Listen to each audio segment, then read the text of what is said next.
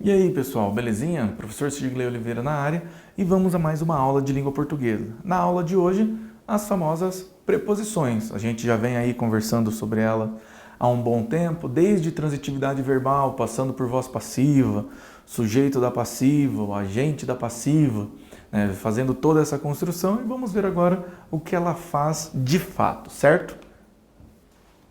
Então, a preposição, ela é uma das classes gramaticais, uma das 10 classes gramaticais e pertence ao nosso estudo da morfologia. Lembrando que quando nós escrevemos uma frase, cada uma dessas palavras que integram as nossas frases, elas fazem parte de uma das classes de palavras, certo? Então, se eu pegar uma frase, né? Paulo foi ao mercado. Paulo, substantivo. Foi é verbo. Ao é preposição e mercado é substantivo. Então eu consigo classificar todas as palavras dentro da minha frase e da minha oração a partir da morfologia. Nós não estamos falando da sintaxe agora, tá bom? Então vamos lá.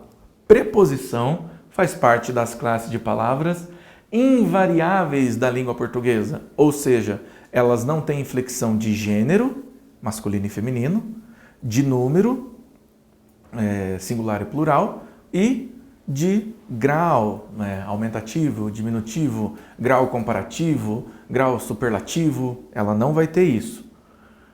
Sua principal função é estabelecer entre palavras e orações relações de sentido e de dependência, portanto, uma relação de subordinação. A subordinação é o que diz, por exemplo, eu sou subordinado ao meu chefe, então eu dependo do meu chefe para que eu tenha dinheiro. A subordinação dentro de orações é quando um termo da oração vai depender de outro para ter sentido. Então, apesar de não desempenhar função sintática, as preposições são importantes para a construção do texto, pois atuam como conectivos, elas ligam os termos dentro da oração. O que é uma oração? Vamos lá. Uma oração é uma frase que contém pelo menos um verbo, certo?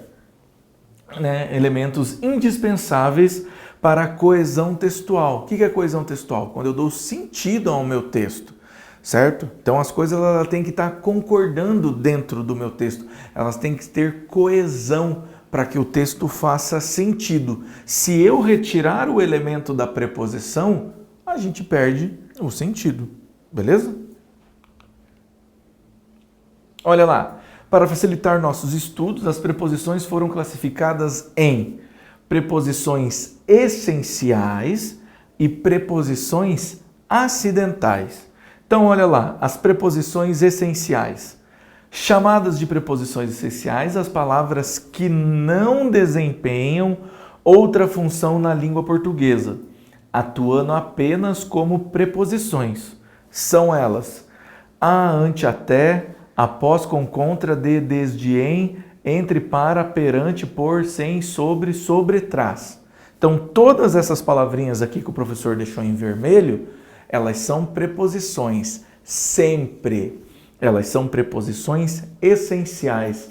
Elas sempre vão estar fazendo o papel de preposição dentro da minha oração. Tranquilo? A entrada na festa só será permitida mediante pagamento. Os alunos saíram mal nos exames, visto que não estudaram. A sentença foi dada conforme o esperado, certo? Então, veja aqui, a gente tem algumas palavras, essas aqui são as acidentais, vejam. Né? Conforme, a sentença foi dada o esperado. Esse conforme, né, ele está fazendo o papel de preposição. Os alunos saíram-se mal nos exames, visto que não estudaram.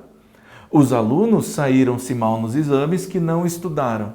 Opa, nos exames que eles não estudaram? Como assim? Esse visto está fazendo o papel de preposição. A entrada na festa só será permitida mediante pagamento. Retiramos a frase. A entrada na festa só será permitida a pagamento. Viu que a frase fica confusa? Porque falta um elemento para a gente. Belezinha? A união de duas ou mais palavras que atuam como preposição é dado o nome de locução prepositiva. Então, se nós tivermos duas palavras que estão fazendo o papel de preposição, nós vamos chamar ela de locução prepositiva. A mesma coisa acontece com o advérbio, que a gente tem as locuções adverbiais. As mesmas coisas acontecem com o verbo, que nós temos as locuções verbais. Tranquilão? Sendo que a última palavra da locução será obrigatoriamente uma preposição. Então, tenho duas palavras que estão fazendo o papel de preposição. Eu dependo, se eu tiver uma locução, a segunda obrigatoriamente tem que ser uma locução essencial. Por trás de, então aqui nós temos as palavras que vão ser usadas.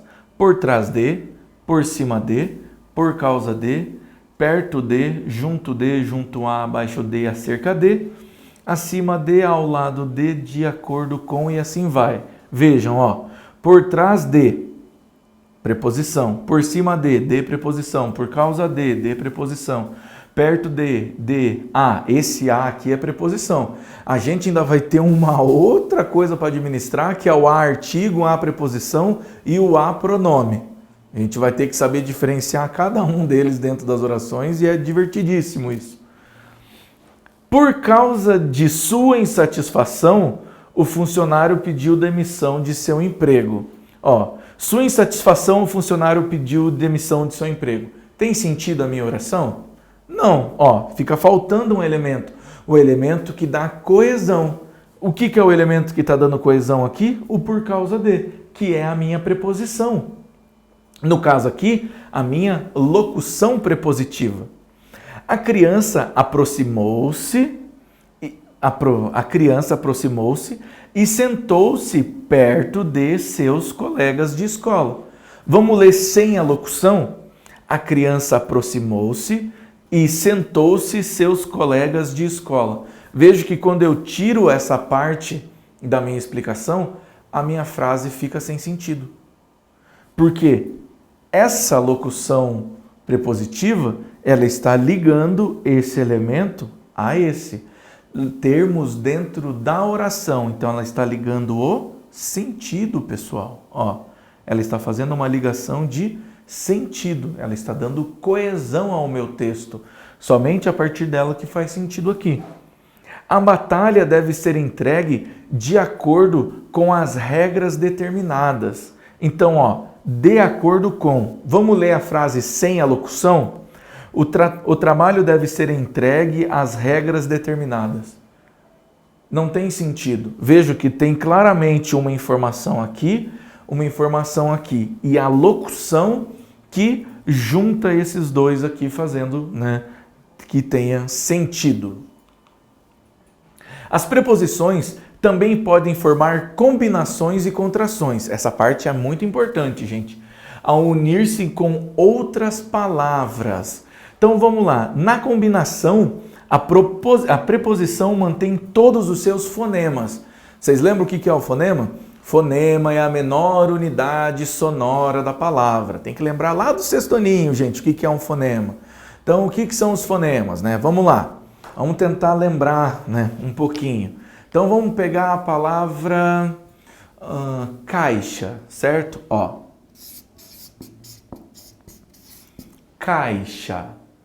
Caixa. Então, aqui, as consoantes têm sons mudos e elas só vão ter som quando elas estão juntas de uma vogal, certo? Então, quantas letras tem a palavra caixa? Então, 1, 2, 3, 4, 5 letras, certo? Agora, quantos fonemas, quantos sons nós temos na palavra caixa? Esse esse som que a gente faz na garganta, ele é o primeiro som, ele é o som do C, que é como se fosse um som de K, nesse caso aqui. Então, esse é o primeiro som. K, K.